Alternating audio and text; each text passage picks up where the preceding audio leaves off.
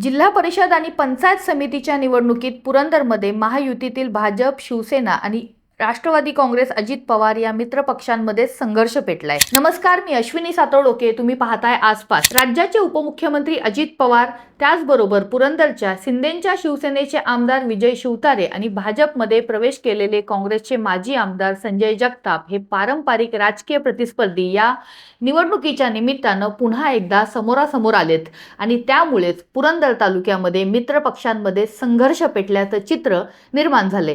लोकसभा निवडणुकीआधी महायुती झाली, पण त्यानंतर लोकसभा निवडणुकीत शिवतारे आणि उपमुख्यमंत्री अजित पवार यांच्यात सुरुवातीला संघर्ष झाला। बारामती लोकसभा निवडणुकीतील उमेदवार सुनेत्रा पवार यांचा प्रचार करणार नसल्याची भूमिका शिवतारे यांनी घेतली होती। त्यावेळी एकनाथ शिंदे यांनी मध्यस्थी केल्यानंतर शिवतारे आणि अजित पवार यांच्यात दिलजमाई झाली। शिवतारे यांनी सुनेत्रा पवार यांचा प्रचार केला, मात्र प्रत्यक्षात सुनेत्रा पवारांना पुरंदरमध्ये मताधिक्य मिळालं नाही। या वादाला पार्श्वभूमी आहे ती 2019च्या विधानसभा निवडणुकीची। विधानसभा निवडणुकीत अजित पवार यांनी महायुतीत असताना सुद्धा शिवतारे यांच्या विरोधात संभाजी झेंडे यांना उमेदवारी दिली।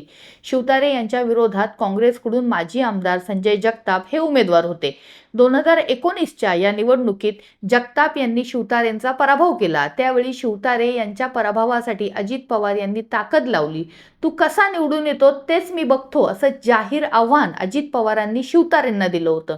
त्यावेळी शिवतारेंचा पराभव झाला। त्यामुळे 2024च्या लोकसभा निवडणुकीत शिवतारे सुरुवातीला विरोधकाच्या भूमिकेत होते। विधानसभा निवडणुकीत अजित पवार यांनी उमेदवार उभा करूनही शिवतारे विजयी झाले। शिवतारे यांच्या आग्रहास्तव तत्कालीन मुख्यमंत्री एकनाथ शिंदे यांनी फुरसुंगी आणि उरुळी कांचनचा परिसर महापालिका हद्दीतून वगळून नगरपरिषद तयार केली। या निवडणुकीच्या निमित्तानं अजित पवार आणि शिवतारे हे पुन्हा एकदा समोरासमोर आले। मात्र ही नगरपरिषद उपमुख्यमंत्री अजित पवार यांच्या राष्ट्रवादीच्या ताब्यात गेली।